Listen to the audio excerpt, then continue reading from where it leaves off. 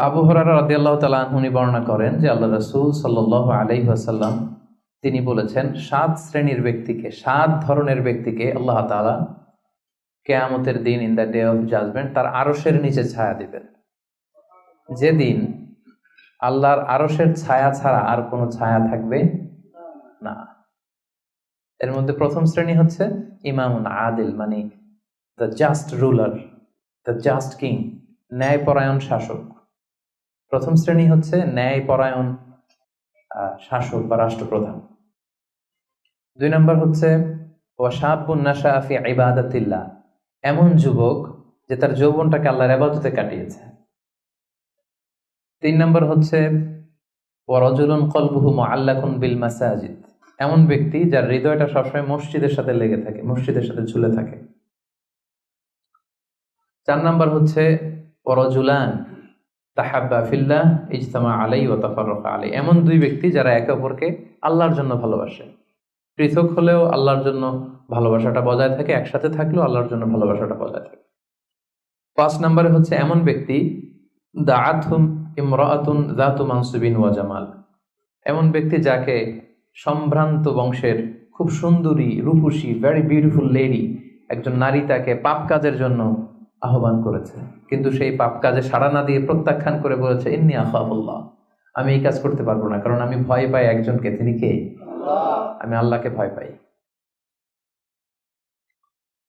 6 নম্বর হচ্ছে ওয়ারাজুলুন তাসাদ্দাকা বিসাদাকা ফাআখফাহা হাত্তা লা তা'লামা শিমালুহু মা তুনফিকু ইয়ামিনুহু, এমন ব্যক্তি যে গোপনে দান করে, এত গোপনে দান করে যে তার ডান হাত কি দান করে তার বাঁ হাত টের পায় না।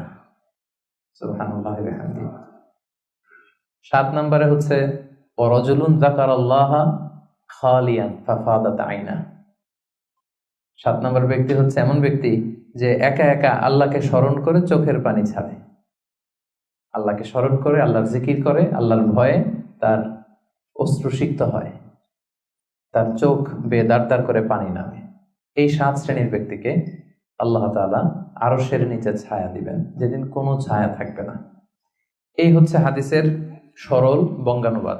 হাদিসটি সহিহ বুখারীতে এসেছে। হাদিসের টেক্সট থেকে পরে যে সহজ সরল বঙ্গানুবাদ করলাম, এটা আপনাদের মোটামুটি বুঝে আসছে না?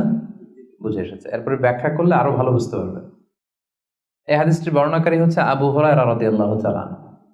আবু হুরায়রা রাদিয়াল্লাহু তাআলা আনহুর নাম শুনেছেন আপনারা?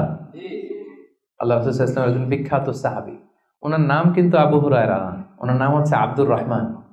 আবু হুরায়রা রাদিয়াল্লাহু তাআলা আনহুর আসল নাম কি? সবাই বলতে হবে, আব্দুর রহমান। তো উনি আবু হুরায়রা হলেন কি করে? হিররাতুন মানে বিড়াল, আর হুরায়রা মানে ছোট্ট বিড়াল। তো উনি বিড়াল পালতেন, বিড়াল নিয়ে দুষ্টামি করতেন। আমাদের অনেকে শখ আছে, ঘরে আমরা বিড়াল পালি। তো উনি একবার ঢোলা জামা, এই জুব্বার আস্তিনের মধ্যে বিড়াল নিয়ে রাসূল সাল্লাল্লাহু আলাইহি ওয়াসাল্লামের কাছে আসছেন। আল্লাহ রাসূল দেখলেন যে আবু হুরায়রা বিড়াল নিয়ে দুষ্টামি করতেছে। তো আল্লাহ রাসূল সাল্লাল্লাহু আলাইহি ওয়াসাল্লাম রসিকতা করে, মজা করে ডাক দিলেন, ইয়া আবা হুরায়রা, এই বিড়ালের বাবা। আসলে নাম কি ছিল? আব্দুর রহমান। টাকা দরকার ছিল ইয়া আব্দুর রহমান। এটা না ডেকে রাসূল সাল্লাল্লাহু আলাইহি ওয়াসাল্লাম মজা করে বললেন ইয়া আবা হুরায়রা, হে বিড়ালের বাবা। তো রাসূল সাল্লাল্লাহু আলাইহি ওয়াসাল্লাম কিন্তু এরকম মজা প্রায় করতেন, প্রায় সাহাবাদের মধ্যে তিনি মজা করতেন, রসিকতা করতেন। তবে এটা হালাল রসিকতা ছিল, হালাল এন্টারটেইনমেন্ট। রাসূল সাল্লাল্লাহু আলাইহি ওয়াসাল্লাম একটু রসিকতা করে বললেন ইয়া আবা হুরায়রা, হে বিড়ালের বাবা। তখন থেকে আবু হুরায়রা রাদিয়াল্লাহু তাআলা আনহুকে সবাই আব্দুর রহমান না বলে বিড়ালের বাবা বলে ডাকতে শুরু করলো। সুবহানাল্লাহ। এবং উনি নিজেও এটা নিজের জন্য পছন্দ করলেন, বিড়ালের বাবা। তো ওনার নাম হচ্ছে বেসিক্যালি আব্দুর রহমান, কিন্তু যেহেতু বিড়াল নিয়ে দুষ্টামি করতেন এবং রাসূল সাল্লাল্লাহু আলাইহি ওয়াসাল্লাম একবার যখন হে বিড়ালের বাবা বলে ডাক দিলেন, তারপর থেকে উনি কি হয়ে গেলেন? আবু হুরায়রা। উনি এই হাদিসটি বর্ণনা করেছেন, উনি নিজে শুনেছেন রাসূল সাল্লাল্লাহু আলাইহি ওয়াসাল্লামের কাছ থেকে এই হাদিসটি। উনি সর্বাধিক হাদিস বর্ণনাকারী সাহাবী, উনার চেয়ে বেশি হাদিস কোন সাহাবী বর্ণনা করেননি। 5374টি হাদিস বর্ণনা করেছেন। মসজিদে নববীর পাশে একটা বারান্দা আছে, এটাকে বলে সুফা। এই বারান্দায় যে সাহাবারা থেকে থেকে পড়াশোনা করতো ওনাদেরকে বলা হতো আহলে সুফা। আবু হুরায়রা রাদিয়াল্লাহু তাআলা আনহু এই আহলে সুফার সদস্য ছিলেন। উনি বলতেন যে আমাদের অনেক সাহাবারা ব্যবসা করতো, কেউ এটা করতো সেটা করতো, আমি কিছুই করতাম না। আমার শুধু খাওয়ার ব্যবস্থাটা হইলেই আমি রাসূল সাল্লাল্লাহু আলাইহি ওয়াসাল্লামের সাথে থাকতাম, সারাদিন থাকতাম, আর উনি যাই বলতো আমি এটা মানুষের কাছে বর্ণনা করে পৌঁছে দিতাম। সুবহানাল্লাহ। এজন্যই উনি এত হাদিস বর্ণনা করেছেন। শুরুতে উনি এত হাদিস বর্ণনা করতে পারতেন না। উনি একবার বললেন, ইয়া রাসূলুল্লাহ সাল্লাল্লাহু আলাইহি সাল্লাম, আসমাউ মিনকা হাদিসান কাসীরান, আমি তো আপনার কাছ থেকে অনেক হাদিস শুনি, ফালা আহফাজ, কিন্তু এগুলো আমার মনে থাকে না, কি করব? আল্লাহ রাসূল সাল্লাল্লাহু আলাইহি ওয়াসাল্লাম বললেন, উবসুত রিদাক, তুমি তোমার চাদরটা বিছিয়ে দাও। আবু হুরায়রা রাদিয়াল্লাহু তাআলা আনহু চাদর বিছিয়ে দিলেন। রাসূল সাল্লাল্লাহু আলাইহি ওয়াসাল্লাম ওই চাদরের মধ্যে এরকম হাত বুলিয়ে দিলেন, বললেন এবার এটা গায়ে দাও।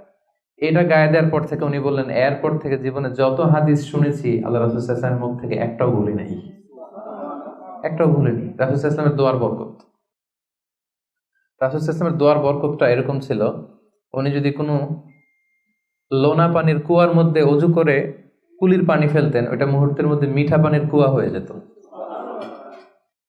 গাছের মধ্যে ফল ধরে না, রাসূল সাল্লাল্লাহু আলাইহি ওয়াসাল্লাম টাচ করলে এর পরের বছর ফল হতে হতে একেবারে সয়লাভ।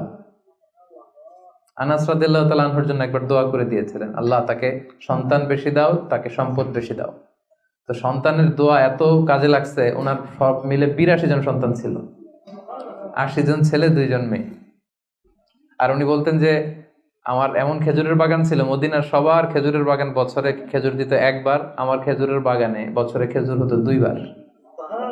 রাসূল সাল্লাল্লাহু আলাইহি ওয়াসাল্লামের দোয়ার বরকত। মদিনার অনেক নবজাতক সন্তানদের মাথায় চুল গজায় না, রাসূল সাল্লাল্লাহু আলাইহি ওয়াসাল্লাম কোনো নবজাতক সন্তানের মাথায় হাত বুলিয়ে দিলে মাথার চুল তাড়াতাড়ি বড় হয়ে যেত। বারাকা। রাসূল সাল্লাল্লাহু আলাইহি ওয়াসাল্লাম হাত বুলিয়ে দিলেন, ওই হাত বুলানো চাদর আবু হুরায়রা রাদিয়াল্লাহু তাআলা আনহু গায়ে পড়লেন, আর ভুলে না কিছু, আর কিছু ভুলে না। অনেক ওরিয়েন্টালিস্টরা আবু হুরায়রা রাদিয়াল্লাহু তাআলা আনহুর এই হাদিস বর্ণনার ব্যাপারে সাসপিশন ছড়ায়, সন্দেহ ছড়ায় যে উনি এত হাদিস শুনলো কবে? একজন মানুষকে এত হাদিস কারো কাছ থেকে শুনে মনে রাখতে পারে নাকি? আপনারা আমার যত কথা শুনেন কয়টা মনে রাখতে পারবেন?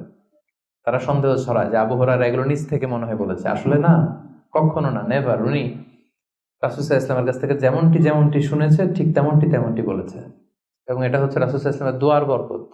ওই যে চাদরে হাত বুলিয়ে দিয়েছিলেন। তাহলে হাদিসের যে বর্ণনাকারী আবু হুরায়রা রাদিয়াল্লাহু তাআলা আনহু, ওনার ব্যাপারে একটা ছোটখাটো ধারণা পেয়ে গেলেন না আপনারা? আচ্ছা, এবার আমরা হাদিসে চলে যাই। আল্লাহ রাসূল সাল্লাল্লাহু আলাইহি ওয়াসাল্লাম বলেছেন, সাবআতুন ইউযিল্লুহুমুল্লাহু ফি যিল্লিহি ইয়াওমা লা যিল্লা ইল্লা যিল্লুহু, 7 শ্রেণীর ব্যক্তিকে আল্লাহ তাআলা আরশের নিচে ছায়া দিবেন, যেদিন আরশের ছায়া ছাড়া আর কোনো ছায়া থাকবে না। ইউযিল্লুহুমুল্লাহু ফি যিল্লিহি, আল্লাহ তাআলা সেদিন তার নিজের ছায়া দিবেন, বলতে উদ্দেশ্য হচ্ছে ফি যিল্লি আরশিহি, আল্লাহর আরশের ছায়ায় তিনি 7 শ্রেণীর ব্যক্তিকে সেদিন রাখবেন। আল্লাহর আরশের ব্যাপারে আপনারা শুনেছেন না, যে আর রহমানু আলাল আরশি ইস্তাওয়া, আল্লাহ তাআলা আরশের উপর পজিশন নিয়েছেন। আল্লাহ তাআলার পজিশন কোথায়? আরশের উপর। আরশ হচ্ছে মহাবিশ্বের সবকিছুর উপরে এটার অবস্থান। আমরা খালি চোখে উপরে কি দেখি? আকাশ। আসলে আমরা আকাশ দেখি না, এটা দেখি মহাশূন্য, স্পেস। প্রথম আকাশ যে কত বড় তার কোনো হিসাব নাই। এই যে পৃথিবী থেকে সূর্য 13 লক্ষ গুণ বড়, পুরো পৃথিবীটাই তো আমাদের দেখার সুযোগ হয়নি। এই পৃথিবীর চেয়ে নাকি এবার সূর্য কয় গুণ বড়? Can you imagine that? 13 লক্ষ গুণ বড়। সূর্যের চেয়ে এরকম কোটি কোটি গুণ বড় তারা আছে। এরকম বিলিয়ন বিলিয়ন তারা নিয়ে আমাদের গ্যালাক্সির নাম হচ্ছে মিল্কি ওয়ে। এটার পরে আরেকটা গ্যালাক্সি সবচেয়ে কাছের অ্যান্ড্রোমেডা, ওটা আরো বড়। ওইখানে বিলিয়ন বিলিয়ন ট্রিলিয়ন গ্যালাক্সি, এরকম প্রত্যেকটা গ্যালাক্সি ঘুরছে, প্রত্যেকটা তারা তাওয়াফ করছে মহাশূন্যে। এরকম হাজার কোটি তারা নিয়ে আমাদের প্রথম আকাশের মহাশূন্য। প্রথম আকাশ কিন্তু অনেক উপরে।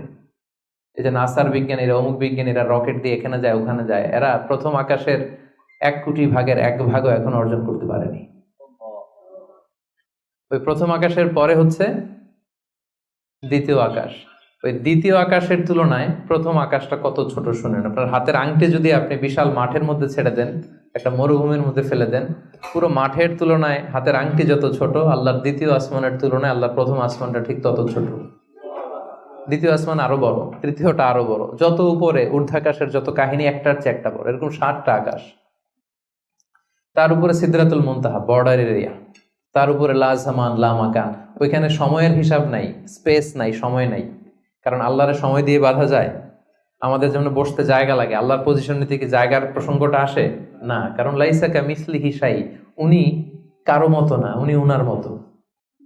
ওয়ালাম ইয়াকুল্লাহু কুফুয়ান আহাদ, তার মতো কেউ নাই। তো তিনি কার মতো? তিনি তার মতো। তার মতো কেউ নাই, তো তিনি কার মতো? তিনি তার মতো। তার উপরে হচ্ছে আল্লাহর কুরসি, তার উপরে আল্লাহর আরশ, সেখানে আল্লাহর পর্দা, এই পর্দার পেছনে আল্লাহ তাআলার সত্তা। আমাদের বাড়ির পর্দাগুলো কি দিয়ে তৈরি বলেন তো? কাপড় দিয়ে। আল্লাহর পর্দাগুলো আলো দিয়ে তৈরি, নূরের পর্দা। পর্দাটাই আলো। এজন্য সাহাবারা জিজ্ঞেস করেছিলেন, ইয়া রাসূলুল্লাহ হাল রাআইতা রাব্বাক, আপনি কি মেরাজের রাতে আপনার রবকে দেখেছিলেন? রাসূল সাল্লাল্লাহু আলাইহি ওয়াসাল্লাম বলেছিলেন, নূরুন আন্না আরাহু, উনি তো নূর, আলোর পর্দা, চোখ ঝলসে যাওয়ার মতো অবস্থা, আমি কিভাবে দেখবো? তার মানে সরাসরি দেখেননি। আল্লাহ তাআলার সাথে সিক্রেট মিটিং হয়েছিল, কনভারসেশন হয়েছিল, কথাবার্তা হয়েছিল। তার উপরে হচ্ছে আরশ, ওই আরশের ছায়ার নিচে কিয়ামতের ময়দানে আল্লাহ তাআলা 7 শ্রেণীর ব্যক্তিকে স্থান দিবেন। কয় শ্রেণীর? 7 শ্রেণীর ব্যক্তিকে স্থান দিবেন, যে দিনটা হবে 50,000 সানাহ মিম্মা তা'উদ্দুন, 50,000 বছরের সমান একটা দিন, কিয়ামতের দিন। 50,000 বছর। মানুষগুলো সব হয়রান হয়ে যাবে। ইউহশারুন নাসু ইয়াউমাল কিয়ামাতি হুফাতান উরাতান মুশাতান গুরলা। রাসূল সাল্লাল্লাহু আলাইহি ওয়াসাল্লাম বললেন, প্রতিটি মানুষ হুফাত, কারো পায়ে জুতা নেই। আমাদের প্রত্যেকের জুতা আছে না আজকে? সেদিন জুতা থাকবে না। উরাতান, নেকেড, উলঙ্গ। গাড়ি নাই, কিছু নাই, ঘোড়া নাই, গুরলা, জন্মদিনের পোশাকে সবাই পাগলের মতো। আম্মা জান আয়েশা বলেন, ইয়া রাসূল, এটা কেমন কথা? কারো গায়ে যদি ড্রেস না থাকে তো সবাই লজ্জা পাবে না? একে অন্যকে দেখে হাসাহাসি করবে না? আল্লাহ রাসূল সাল্লাল্লাহু আলাইহি ওয়াসাল্লাম বললেন, লিকুল্লি ইমরিইম মিনহুম ইয়াউমা ইদিন শাআনু ইউগনি। আয়েশা, সেদিনটা এত ভয়ঙ্কর হবে যে অন্যের কি অবস্থা এটা চিন্তা করতেই সে ভুলে যাবে। নিজের অবস্থা নিয়ে এত পেরেশানিতে সে থাকবে, ঘর্মাক্ত, ক্লান্ত, শ্রান্ত, পেরেশান। সূর্যটা একেবারে মাথার কাছে চলে আসবে, সূর্যের তাপে মাথার মগজগুলো গলে নাকের ছিদ্র, কানের ছিদ্র দিয়ে বেয়ে বেয়ে পড়বে, জিহ্বাটা কুকুরের মতো বেরিয়ে আসবে সামনের দিকে। মানুষ হাঁপাতে থাকবে, দৌড়াতে থাকবে, ক্লান্ত শ্রান্ত, কেউ কাউকে চেনে না। ইয়াউমা ইয়াফিরুল মারউ মিন আখিহি ওয়া উম্মিহি ওয়া আবিহি ওয়া সাহিবাতিহি ওয়া বানিহি। ভাই ভাইকে চিনবে না, পরিচয় দিবে না। মা ছেলেকে দেখে পরিচয় দিবে না, বন্ধু বন্ধুকে দেখে পরিচয় দিবে না, সবাই ইয়া নাফসি ইয়া নাফসি। ওই ভয়ঙ্কর দিনে আল্লাহ তাআলা 7 শ্রেণীর লোককে তার আরশের নিচে ছায়া দিবেন। আমরা কি চাই না যে আমরা ওই 7 শ্রেণীর অন্তর্ভুক্ত হই? আমরা আল্লাহ তাআলার কাছে কামনা করি আমরাও যেন সেই 7 শ্রেণীর অন্তর্ভুক্ত হয়ে সে ভয়ঙ্কর দিনে আল্লাহ তাআলার আরশের নিচে ছায়া পেতে পারি। আরো জোরে আমরা সবাই পড়ি আমিন। ওই 7 শ্রেণীর ব্যক্তিদের মধ্যে প্রথম শ্রেণী হচ্ছে ইমামুন আদিল, ন্যায়পরায়ণ শাসক, the just ruler, the just king.